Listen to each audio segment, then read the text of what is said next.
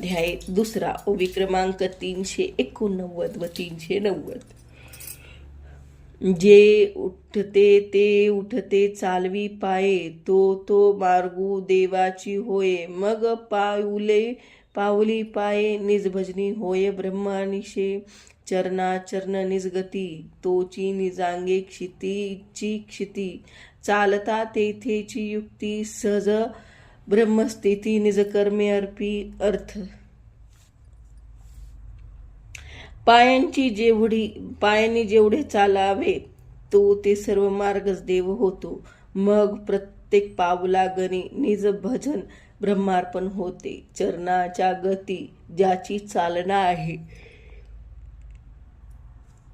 तोच पृथ्वीची धारणा शक्ती आहे. अशा युक्तीने चालू लागले असता भक्त अनायासाने ते आपले कर्म ब्रह्मार्पण करू शकतो.